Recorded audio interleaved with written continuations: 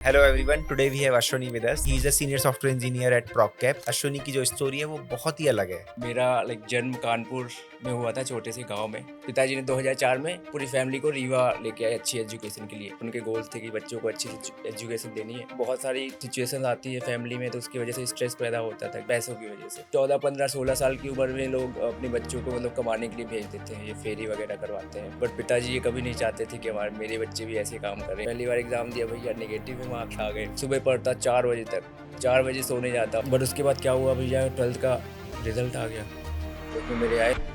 ये पॉडकास्ट में बोल रहे हैं नहीं बोल रहे हैं? नहीं, ठीक है, हाँ ये नहीं बोलूँगा। बोल दे, तू बोल दे, काट देंगे बाद में।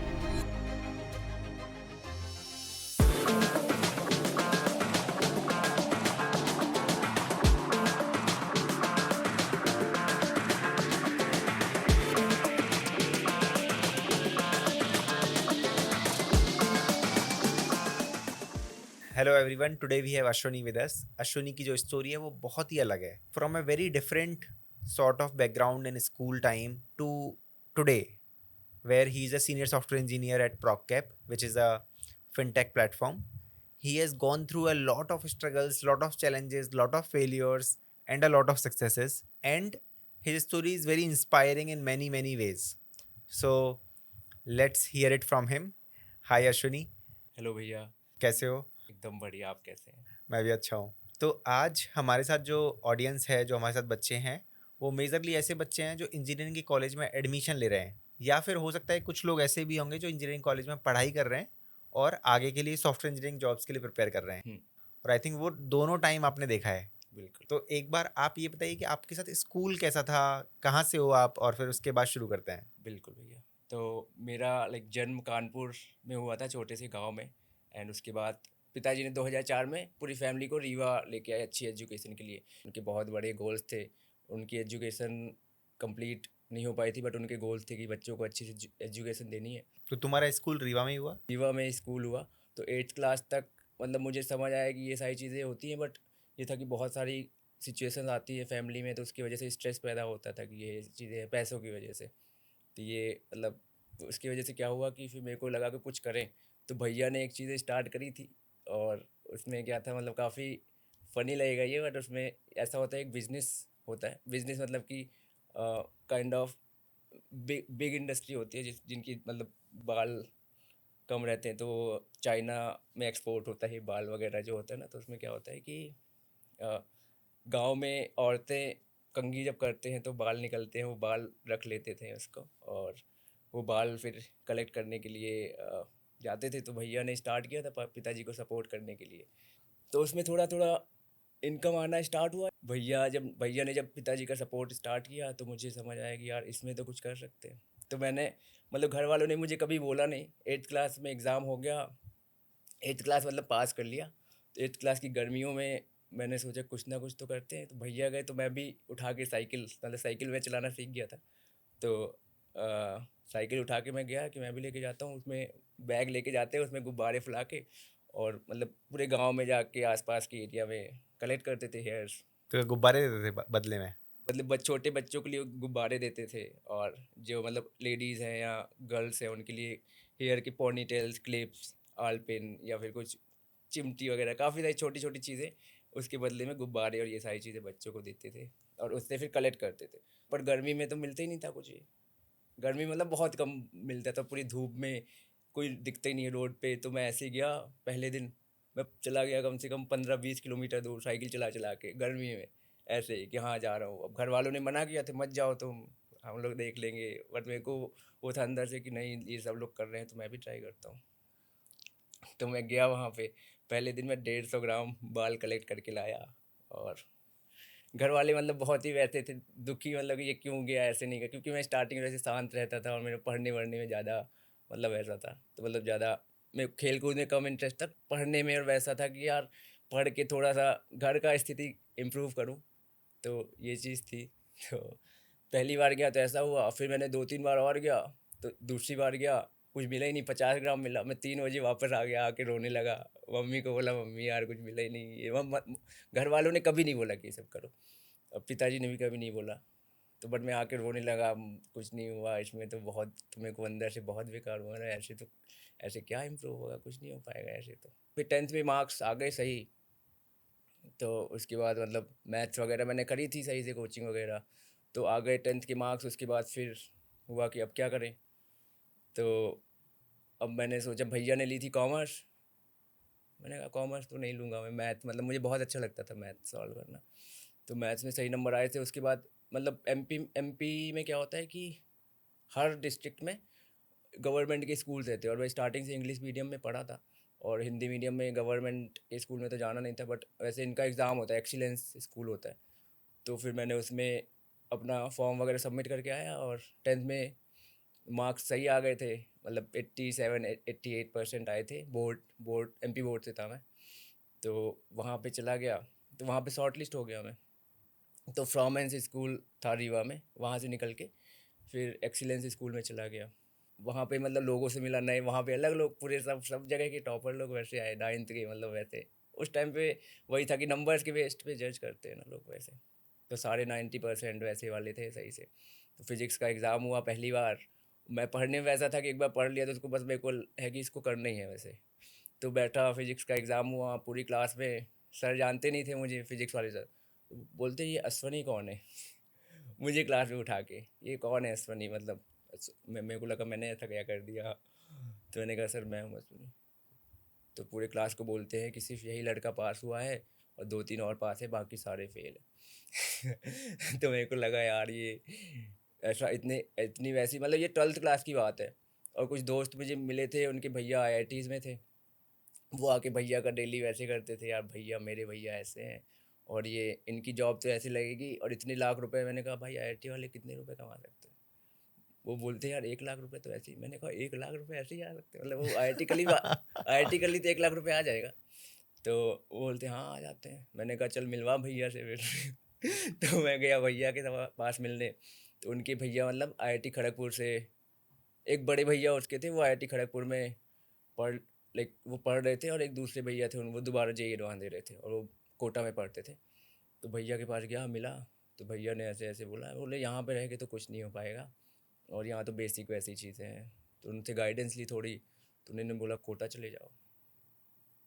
और फिर और मैंने एक्सप्लोर किया, मैंने कहा कोटा जाना है तो इसके लिए तो पैसे चाहिए यार और घर वाले कोचिंग वगैरह अफोर्ड मतलब कर पाते थे, बट मेरे को वैसा था कि यार घर वालों को देख के कितना मतलब उनको बोलूँ वैसा। बट मेरे को ये था यार, मेरे को मौका मिलेगा तो मैं कर दूंगा, इतना पता है मुझे, और उनको भी मतलब ट्रस्ट था। तो मैंने जिद करी काफ़ी कि करिए प्लीज़, मतलब कैसे मुझे भेजिए, मतलब लड़ने लगा मैं घर वालों से। तो घर वालों ने फिर मतलब थे नहीं, तो बट मम्मी ने फिर बोला कि चलो इतना कह रहा है, तो पिताजी भी मतलब नहीं, उनका मतलब तब मैं आई थिंक 16 साल का था, 15-16 साल का। तो घर वाले नहीं चाहते थे कि अभी इतना दूर जाऊँ अकेले, इतने बड़े शहर में कोई है नहीं और ऐसे। और तो मम्मी ने अपने गहने बोले ठीक है, गहने वगैरह हम रख के और ले लेते हैं पैसे उधार किसी से और इंटरेस्ट पे, तो तुम चले जाओ कोटा। और जो मेरा दोस्त था, उसके पिताजी मतलब जेलर थे रीवा में, तो वो भी, उसके भैया बोले यार तू भी चला जा, ये जा रहा है तो तू भी करना, यहाँ क्या करेगा, तो वो भी चले गए। तो हमने टिकट करी, चले गए दोनों कोटा, रेजोनेंस में एडमिशन करवाया, चले गए। अब वहाँ पे तो मेरा स्विच हुआ, पहले 8th क्लास से 9th क्लास में, वहाँ अलग लोग मिले। 9th से फिर 11th में गया, वहाँ पे अलग लोग। अब इधर गया तो यहाँ तो भीड़। मैंने कहा यार मैं वहाँ से आया हूँ, वो समझ के अपने वैसे था कि यार ये सब पढ़ता है, मेरे को आता है ये सब चीज़ें यार। 10th में पढ़ा है, 11th में पढ़ा है, मतलब थोड़ा था, कोचिंग वगैरह करी थी मैंने। तो कोचिंग में वैसे था कि सुबह 5 बजे उठता था, तो पहले मैथ्स की कोचिंग, फिर फिजिक्स की कोचिंग, फिर वापस आके स्कूल, फिर स्कूल से वापस आके शाम को केमिस्ट्री की कोचिंग, ये सब पढ़ा। फिर जेई का देखा, बहुत सारी चीज़ें देखा। तो मेरे को था कि यार कर लूँगा। और पहली बार जब रेजोनेंस में आया, तो दोस्त को तो कुछ समझ नहीं आया तो दोस्त बोलते हैं यार मेरा मेरे उसकी तबीयत भी ख़राब हो गई, वो सब देख के, और उसका इतना मोटिवेशन अंदर से था नहीं, वो ज़बरदस्ती घर वालों के कहने पे आ गया था। तो वो चला गया वापस। अब मैं अकेले वहाँ पे। अब अब मेरे को ये था यार कुछ भी हो, ये सारी चीज़ें मतलब मैं तो, मेरा गोल कुछ और है, मैं तो रुकूंगा चाहे कुछ भी हो। तो पहली बार एग्ज़ाम दिया भैया, नेगेटिव में मार्क्स आ गए, फिजिक्स में, मैथ्स में, केमिस्ट्री में, ऐसे मतलब बहुत ही कम मार्क्स आए वैसे। तो मैं फिर रोने लग गया, मैंने कहा यार पूरी मतलब पूरे पैसे लगा दिए सबने, इतनी होप है सब लोगों की क्या होगा। मतलब मेरा दोस्त था एक, मतलब दोस्त वहाँ पे जाके बन गया वो, मतलब मिला पहली बार तो पहले से ही था कोटा में, तो उसने समझाया कि यार मेरे भी ऐसे ही आए थे स्टार्टिंग में, परेशान मत हो, तू हो जाएगा, मतलब थोड़ा टाइम दे और पढ़ना चालू कर। तो पढ़ना चालू किया, मैंने कहा यार तू मेरे को मतलब बता गाइड करके क्या है, मतलब कुछ वो जिस्ट दे मुझे कि इससे हो जाएगा, ये करो। तो उसने फिर वो एग्जाम बुक्स बताई कि ये बुक्स हैं, पहले इनइक्वालिटी सॉल्व कर, थोड़ा ऐसे ऐसे कर, कॉन्फिडेंस आएगा, बेसिक चीज़ें कर सॉल्व। और मैं ट्वेल्थ में गया था, तो इलेवेंथ का तो कोटा का कुछ पढ़ा नहीं, तो वो पूरा 13 बैच था, तो उसमें 11th भी पढ़ाते और 12th भी पढ़ा रहे थे। तो उस बैच में गया था, तो मुझे 2 साल का कवर करना था पूरा प्रैक्टिस। तो बेसिक बेसिक फिर स्टार्ट किया, समझना चालू किया। फिर मैं सुबह पढ़ता 4 बजे तक, 4 बजे सोने जाता, फिर 7-8 बजे क्लासेस स्टार्ट करनी होती थी। तो ऐसे ही किया, मतलब बहुत वैसे बैठना, मतलब वहाँ पे कोटा में बैठना, पहले मैं छत में बैठ के ऐसे घूम घूम के पढ़ता था, मैं सॉल्व करता, बट यहाँ पे कोटा में थोड़ा बैठना मतलब आ गया कि यार थोड़ा बैठ के शांति से चीज़ों को समझो, मतलब बहुत सारी चीज़ें हैं, इतनी सारी चीज़ें हैं, तो पहले छोटा छोटा पिक करके स्टार्ट करो। तो ऐसे हुआ। तो फिर भैया पहली आई थिंक पूरे साल काफ़ी मेहनत करी, पढ़ा।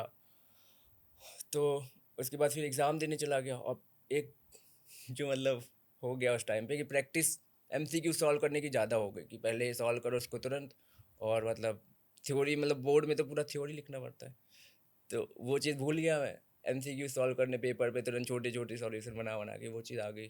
तो फिर मैंने ट्वेल्थ का एग्ज़ाम देने गया वापस रीवा में, फिर आया वापस जेई मेंस दिया, जेई मेंस क्लियर हो गया।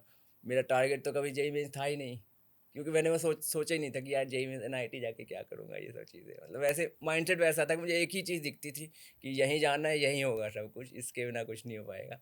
तो मेरे को ये था कि यहीं जाना है। तो फिर मैंने जेई एडवांस दिया, जेई एडवांस दिया, मतलब जयपुर में जाके अकेले बस से, और एकदम मतलब उस टाइम पे वैसा था कि यार हो गया, मतलब फिर मैंने मिलाए मार्क्स वगैरह। उसके बाद मतलब जब एग्ज़ाम हुआ, 2 एग्ज़ाम हुए थे जयपुर में, तो मैंने एग्ज़ाम दिया जेई एडवांस का, और सारा कुछ किया, तो काफ़ी अंदर से खुशी हुई यार, मतलब कि हो जाएगा इस बार, तो मतलब ठीक ठाक नंबर आ जाएंगे। तो मैंने कैलकुलेट किया, तो काफ़ी खुशी हुई, वापस आया। फिर जेई का रिज़ल्ट आ गया, और उसमें रैंक मतलब ठीक ठाक आ गई कि कॉलेज मिल जाता मुझे, एरोस्पेस इंजीनियरिंग वैसी ब्रांचेस। बट मेरे को ये था, मैंने बहुत सुना सबसे, यार कुछ भी मतलब अच्छा पैसा कमाना है या फिर अच्छी चीज़ें मतलब चाहिए तो कंप्यूटर साइंस करिए। तो मेरे दिमाग में एक तो बैठा था आईआईटी, और दूसरा बैठा था कंप्यूटर साइंस, कि इससे ही होगा कुछ, और कुछ नहीं। बट उसके बाद क्या हुआ भैया, ट्वेल्थ का रिज़ल्ट आ गया, तो उसमें मेरे आए 73.5% ट्वेल्थ में। मैंने कहा यार मैंने इतनी सारी चीज़ें लिख के आई, ये ट्वेल्थ में इतने नंबर आए मेरे। और मैं कॉन्फिडेंस में वैसे कि मैं कहा मेरे को सारी कॉपी वापस रीचेक करवानी है, वापस मंगवाई। तो फिर सारी कॉपी वापस मंगवाई, रीचेक करवाए, बट फिर वो प्रोसेस बहुत लंबा चला गया। फिर जेई का रिज़ल्ट भी आ गया, तो मेरे को ये था अगर इधर फोकस करूँगा तो नेक्स्ट ईयर भी बिगड़ जाएगा। कॉलेज जब ज्वाइन किया उसके बाद और कॉलेज से लेके जॉब तक ये प्रिपरेशन का कैसा रहा कि कॉलेज का सिलेबस जो था वो इनफ था या फिर खुद से अलग से पढ़ाई करी, किसने मेंटोर किया, कैसे प्रिपेयर किया, वो एक बार थोड़ा बताओगे? जी भैया। तो इसमें लाइक जब ज्वाइन किया था कॉलेज, तो इसमें आई थिंक फर्स्ट ईयर में तो काफ़ी वैसे कंप्यूटर साइंस से रिलेटेड कोर्सेज नहीं थे उसमें, लाइक जेनरिक कोर्सेज थे। बट उसमें ये था कि C plus plus and data structures पता चल गया था कि ये सारी चीज़ें होती हैं। तो फर्स्ट ईयर में डेटा स्ट्रक्चर्स इधर यूट्यूब से, यूडमी से, ये सारे कोर्सेज से मैंने ट्राई किया और ये सारी चीज़ें सीखी। और उसके बाद सेकेंड ईयर में पता लगा कि ये अगर अच्छी कंपनी में जाना होगा तो उसके लिए तो डीएसए करना पड़ेगा, और फंडामेंटल्स, कंप्यूटर साइंस फंडामेंटल्स आने चाहिए। तो सेकेंड ईयर में ही फिर ये सारे कोर्सेज भी आए, ऑपरेटिंग सिस्टम, कंप्यूटर नेटवर्क्स, और ऑब्जेक्ट ओरिएंटेड प्रोग्रामिंग। तो C plus plus first year में हो ही गया था, और डी बी एम एस, ये सारी चीज़ें सीखी यूट्यूब से, इधर लाइक और भी यूडमी वगैरह से। और सेकेंड ईयर में ही फिर सीपी ये करना स्टार्ट किया, लीड कोड पे फोकस किया, इन सब चीज़ों पे। बट फिर भी वही लग रहा था कि अभी मतलब मतलब वो था कि मगिंग अप वैसा कि ये सीख लिया, ये पैटर्न है, अब इसको ऐसे करना है। बट जब फिर कोई न्यू प्रॉब्लम आ रही थी तो समझ नहीं आ रहा था क्या करूँ। तो फोर्थ ईयर में सीनियर से मेरा डिस्कशन होता था, जो थर्ड ईयर में थे। तो उन्होंने बताया कि उनकी ट्रेनिंग उस टाइम पे स्टार्ट हुई थी कि प्रोग्रामिंग पाठशाला हैं, वो ट्रेनिंग करवाने आते हैं और वो फैंग कंपनीज के लिए गाइड करते हैं कैसे क्रैक कर सकते हैं डीएसए, ये सारी चीज़ें करवाते हैं। और फिर मैंने मेरे जो 4th ईयर के सीनियर्स हैं उनसे भी कनेक्ट किया था, तो वो क्रैक कर चुके थे, कंपनीज आपके साथ काम किया, तो मैंने पूछा उनसे, वो बोले तो बहुत अच्छा है, इसको करके देख। तो मेरे को लगा कि अब मुझे चाहिए, तो फिर मैंने कहीं से नंबर लिया आपका, मैंने मैसेज किया कि भैया like as a hi sir, I want to like be part of this training. तो आपने मुझे बोला कि आजा क्लास कर ले, क्लास चल रही है। तो फिर मैं गया, अपनी क्लासेस स्किप करके 3rd ईयर की ट्रेनिंग में जाके पढ़ा, समझा कि ये एरेज होता है। तो भैया एकदम बेसिक से सब बना बना के डायग्राम, ऐसे होता है, ये प्रॉब्लम है, सिमेट्रिक ट्रीज़ को कैसे फाइंड आउट कर सकते हैं या बाइनरी सर्च ट्रीज़। तो वो 1 हफ्ते तक क्लासेस जब चली थी, तो मैंने सारे नोट्स बनाए, प्रॉपर तरीके से सीखा हर चीज़, लाइक पूरा एरे कैसे हो, एरेस के क्वेश्चन बेसिक। तो मैंने पहले एरे बहुत जगह पढ़ रखा था, काफ़ी जगह, बट यहाँ पे जब एरे पढ़ा तो उसमें और प्रॉब्लम भैया ने बहुत अच्छी अच्छी करवाई। तो उससे समझ में आने का एरे को इस तरीके से तो कभी नहीं पढ़ा मैंने आज तक। एरे सिर्फ एरे ही पढ़ के मेरे को लगा कि ऐसे तो एरे जब ये नहीं पढ़ा, तो डायनेमिक प्रोग्रामिंग, ग्राफ और ये ग्रीडी एल्गोरिदम, ये सब अगर इनसे पढ़ लूँगा तो मुझे तो एकदम बहुत अच्छा नॉलेज आ जाएगा। तो बट 1 हफ्ते में जितने भी क्वेश्चंस थे वो मैंने अच्छे से किए और समझ में आया उसमें। और उसके बाद फिर आप लोग चले गए, बट फिर मैंने आपसे लाइक आप, मेरे को ये था कि अब गाइडेंस है तो भैया को रीच आउट करता हूँ, ये मेंटोर करेंगे मुझे। और उसके बाद फिर आपने मुझे बताया कि ये कोर्स स्टार्ट हो रहा है, इसको इसमें ज्वाइन करना है, तो देख ले एक बार। तो ये जब मैंने 15 दिन की क्लासेस करी थी तो बहुत सही, मेरे को सब पिक्चर मतलब एकदम चमक गया था, मेरे को यही चाहिए। मतलब मैंने बहुत बहुत कोर्सेज ट्राई किए थे वैसे इधर, मतलब बाकी जगह से डीएसए और ये सब चीज़ें सीखने का, बट वो समझ नहीं आया था। तो मैंने फिर विवेक भैया की क्लासेस करी, इसमें काफ़ी क्लैरिटी मिली। फिर आपसे बीच बीच में गाइडेंस में लेता रहा कि भैया अभी क्या करूँ, वैसे ये क्या करूँ। तो आपने काफ़ी मुझे गाइड किया और मैंने अपनी सिचुएशन भी बताई थी। तो फिर ये जेनेसिस 3.0 स्टार्ट हुआ, उसमें फिर रेगुलर क्लासेस ये सब चीज़ें हुई। बट फिर मेरा वो था कि उसका जेनेसिस का या फीस वगैरह, मतलब मेरे पास इतनी नहीं होती थी वैसे उस टाइम पे, मतलब 400-500 के कोर्सेज तो मैं कर लेता था। बट वैसे था कि ये वैसा प्रोग्राम था जिसको ज्वाइन करना था, फिर मैंने आपको बताया, तो आपने मुझे स्कॉलरशिप बोला कि भाई तू ले ले, तू पढ़ ले, मतलब वैसे ही पढ़ ले। तो मेरे को बहुत अंदर से लगा कि इतना वैसा, मतलब हिडन जेम मतलब मिल रहा है तुझे, तो मेरे को बहुत वैसा फील हुआ कि ग्रेटिट्यूड, मतलब कि आपके लिए मैं क्या कर सकता हूँ वैसा, कि मतलब मैंने आपको वैसे कुछ दिया नहीं था, बट आपने कुछ वैसे एक्सपेक्ट भी नहीं किया कि कुछ मुझे चाहिए, आपने बस बोल दिया कि तू ज्वाइन कर ले और तू पढ़ इसको अच्छे से और अच्छी कंपनी क्रैक कर।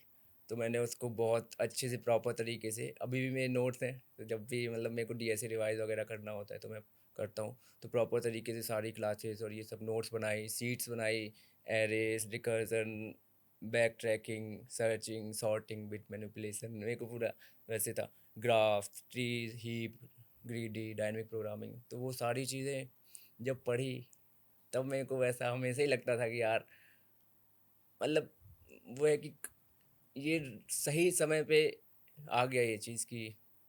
और प्लेसमेंट स्टार्ट होने ही वाले थे उसके बाद ही, 6 महीने का जैसे ही कोर्स ख़त्म ही हुआ उसके बाद फिर कंपनीज आना स्टार्ट हुई।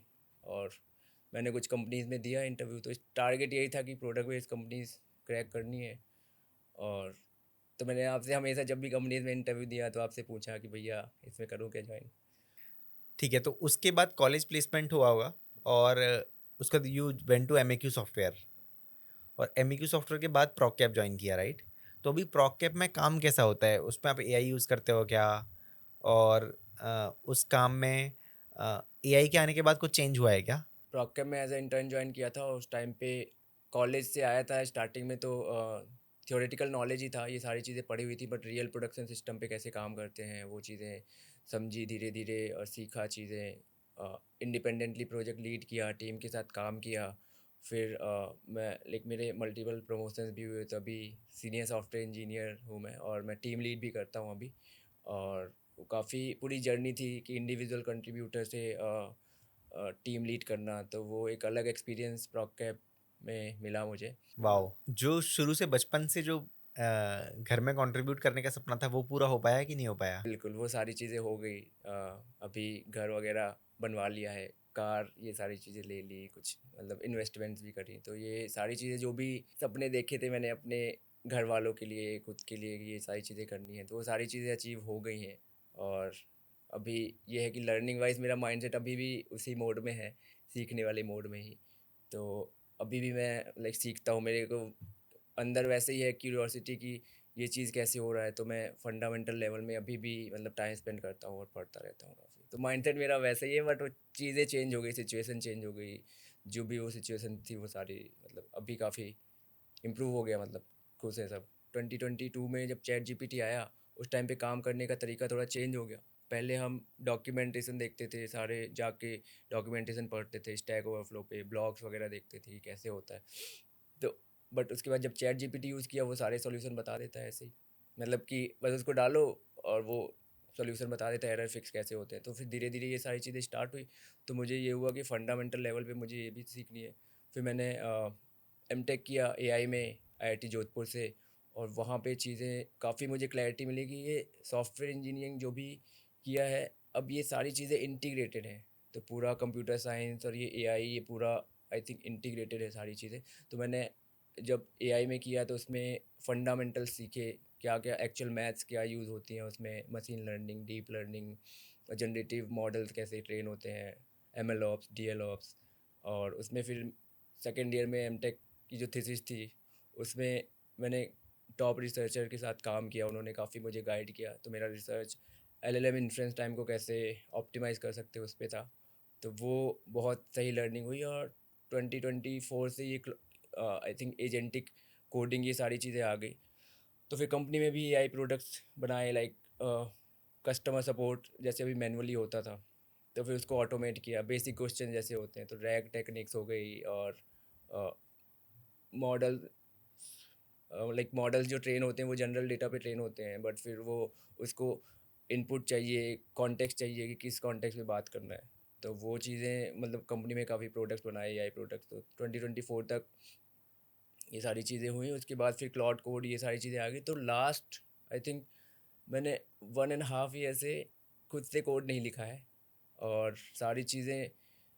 बट एक चीज़ है कि उससे जब कोडिंग करी है एआई के साथ में, तो उससे मुझे काफ़ी चीज़ें सीखने भी मिली है कि ऐसे ऐसे भी होता है। और उसमें ऐसा भी है कि एआई बहुत गलतियाँ भी करता है, तो उसके लिए फिर उसको भी जो भी पैटर्न है हमारे कोडिंग के, उसको भी ऐसे ही ट्रेन किया है कि वो कोई गलती किया है तो उसको फिर सिखा सकते हैं हम, कि सिखा मतलब कि हम इंस्ट्रक्शंस में प्रोवाइड कर सकते हैं कि दोबारा ऐसी चीज़ें मत करो। अगर कुछ प्रॉब्लम्स आए हैं तो उनको कैसे सॉल्व किया था मैंने, मैं क्या सोचता, स्टेप बाय स्टेप थिंकिंग कैसे करनी है।